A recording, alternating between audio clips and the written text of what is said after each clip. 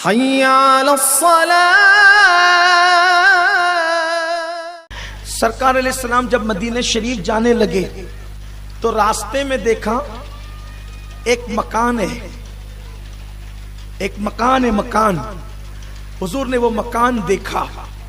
हज़रत सिद्दीक़ अकबर से कहा, अबू बकर भूख महसूस हो रही है, थोड़ा रुक जाते हैं और रुक करके यहाँ हम आराम करते हैं और थोड़ा खाते पीते हैं। वो औरत बड़ी सखी थी, उस औरत को लोग उम्मे माबद कहते थे, उम्मे माबद। सरकार अलैहिस्सलाम उसके घर आए। आने के बाद हुजूर अलैहिस्सलाम ने वुजू किया, कुल्ली की वुजू किया। हुजूर ने जहां वुजू किया उस वुजू के पानी की बरकत से वहां एक दरख्त पैदा हुआ। सुभान अल्लाह, सुभान अल्लाह। उस दरख्त में फल लग गए। जब हुजूर का विसाल हुआ तो वो फल झड़ गए। इसी तरीके से खुलफाए राशिदीन का विसाल होता रहा तो भी कभी पत्ते झड़े। और जब इमाम अली मकाम अला जद्दी सलाम की शहादत हुई तो उस दरख्त से खून निकला। इसको ज़मख़शरी ने अपनी तफसीर कश्शाफ में लिखा कि हुजूर ने जो हिजरत की के सफर में वुजू किया था उस दरख्त की शान ये हुई। बहरहाल इसको मैंने शायद बयान किया है मरकज पे क़यामत की निशानियों के अंदर, आप उसको देख सकते हैं उधर। तो क्या हुआ फिर? हुजूर ने वुजू किया, वुजू करके आका अलैहिस्सलाम उस औरत के पास आए। उसका शौहर जंगल में बकरियां चराने गया हुआ था। सरकार आए तो उस औरत ने हुजूर को देखा। वो बुढ़िया थी, यानी उसकी उम्र थोड़ी बड़ी थी। उसने हुजूर को देखा और देखकर अपने बेटे से कहती है, बेटा ये कितना खूबसूरत है ना, इतना खूबसूरत मैंने किसी को नहीं देखा। सुभान अल्लाह, सुभान। और सरकार ने हज़रत अबू बकर से कहा, अबू बकर इसको कहो कि हम खाना चाहते हैं, कोई इंतजाम है? उसने अर्ज किया, अच्छा हुजूर ने नहीं मांगा, हुजूर कभी किसी से कुछ मांगते नहीं थे। हज़रत सिद्दीक़ अकबर से कहा, इससे कहो। उसने कहा कि मेरे घर में कुछ नहीं है, क्योंकि हमारे आजकल हमारे इलाके में कहत चल रहा है, बहुत परेशानी है, बकरियां बीमार होकर के मर रही है, बहुत मुश्किल से जंगल में ले जाते हैं तो कुछ खा पी करके आती, दूध वूध नहीं देती। अलबत्ता ये एक बकरी बीमार पड़ी हुई है और ये बकरी बांझ बकरी है, ये बीमार पड़ी हुई है और इसके सिवा कुछ नहीं है, मैं कुछ मदद नहीं कर सकती आपकी। सरकार ने, मैं अबू बकर इससे कहो कि इस बकरी से हम दूध निकाल लेंगे। उसने हंस के कहा अबू बकर सिद्दीक से कि ए जवान, ये जो तेरा साहिब है क्या वो बकरियों के बारे में मालूमात नहीं रखता? भाई ये यहाँ के लोग तो बकरियां पालते हैं, तो बकरियों के बारे में इसको मालूमात नहीं है कि जो बकरी बांझ होती है, जिसने बच्चा नहीं दिया होता, उसमें से दूध नहीं निकलता। ये कैसे कहते हैं कि हम इससे दूध निकाल लेंगे? सिद्दीक़ अकबर ने फरमाया, ये जो कहते हैं वो करते हैं। सुभान अल्लाह, सुभान अल्लाह। ये जो कहते हैं वो करते हैं। तू बोल, इजाजत तो दे, ये करेंगे। उसने कहा इसमें तो उठने की ताकत नहीं, इसका गूदा भी नहीं है इसके पैरों में, खड़े नहीं हो सकती ये बकरी। फरमाया माई तू बोल तो सही, इजाजत तो दे। ठीक है, अगर तू बजीद है जवान, ले जा बकरी को, जो चाहे कर। इधर सिद्दीक़ अकबर उस बकरी को जो बीमार थी, खड़ी नहीं हो सकती थी, उठा के लाए। हुजूर ने अपना दस्ते करम उस पे जैसे फेरा, वो पहले तो उठकर खड़ी हो गई। सुभान अल्लाह, सुभान अल्लाह। उसकी आंखें दंग रह गई। बोलो अपने बच्चों को बेंटेन की कहानी क्यों सुनाते हो? ये महबूब खुदा का जिक्र सुभान अल्लाह, बेशक है। अपने बच्चों को ये बॉक्सिंग वाले और पता नहीं क्या क्या शैतान बुद्ध दिखाते हो। देखो ये कितनी प्यारी बात है, मैं इसलिए बयान कर रहा हूँ कि सुनो, अपने बच्चों में मुंतकिल करो, इश्क बढ़ेगा, मोहब्बत बढ़ेगी। सुभान अल्लाह। हुजूर ने हाथ फेरा, वो उठ के खड़ी हो गई, हाथ में इतनी ताकत। अब थी वो औरत, देखने लगी। हुजूर अलैहिस्सलाम ने पानी मंगाया, पानी लिया और उसके थन धोए। इतने इतने से थन थे क्योंकि वो थी बांझ बकरी।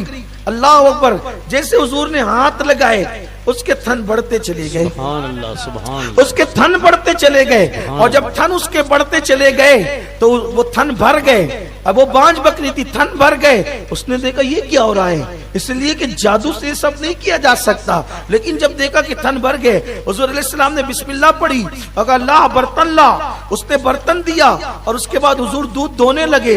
एक बर्तन भर गया, दूसरा ला, दूसरा भर गया, तीसरा ला, तीसरा भर गया, चौथा ला, चौथा भर गया। उसके घर के जितने बर्तन थे सब दूध से भर गए। सुभान अल्लाह, सुभान अल्लाह, सुभान। हुजूर ने खुद पिया, सिद्दीक अकबर को पिलाया और उसके बाद हुजूर चले गए।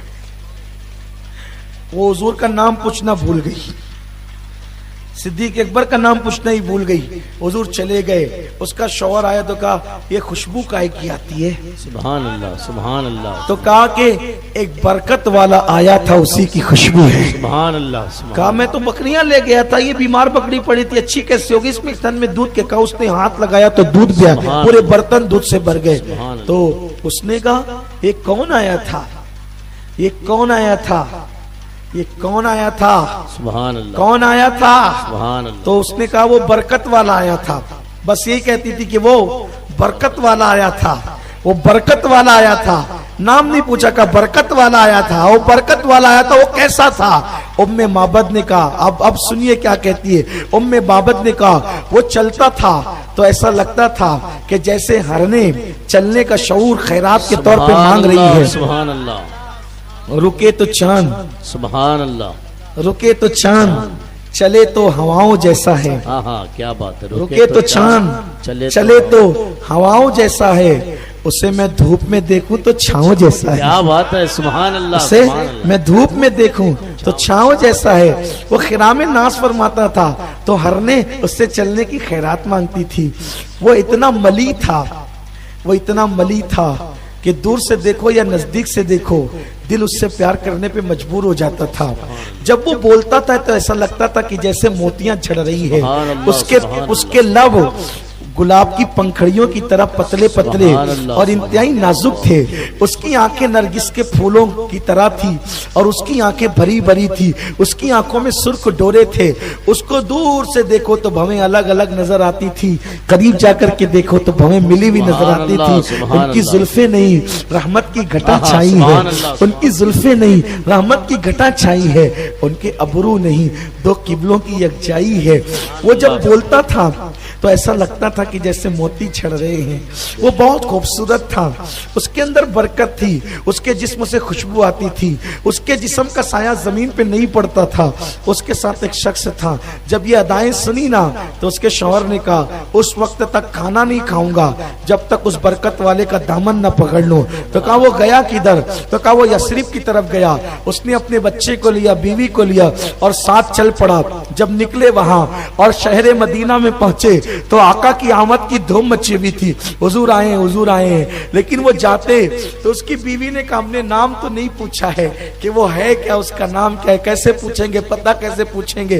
तो हर घर पे जाके कहते थे तुमने बरकत वाले को देखा है, तुमने बरकत वाले को देखा है, तुमने बरकत वाले को देखा है। और कहते थे ये बरकत वाला कौन है हमें नहीं पता, अलबत्ता हम किसी बरकत वाले को नहीं जानते, बस एक बरकत वाले को जानते हैं कि चंद दिन हुए हैं वो मक्के से हिजरत करके हमारे शहर में आया, यसरिब को मदीना बना दिया, खाक को खाके शिफा बना दिया। पानी में भी बरकत हो गई, घर में भी बरकत हो गई, सब जगह बरकत हो गई। तुम उसी बरकत वाले को तो नहीं पूछ रही हो? कहा मैं उसका नाम नहीं जानती, हुलिया जानती हूँ, इतना खूबसूरत है कि मेरी आंखों ने कभी नहीं देखा। चलता है तो उसके जिस्म का साया नहीं पड़ता, उसके जिस्म से खुशबू आती। कहा हाँ वो बरकत वाला जिसको तू कहती है उसी का नाम मोहम्मद है, वो आमिना का लाल है।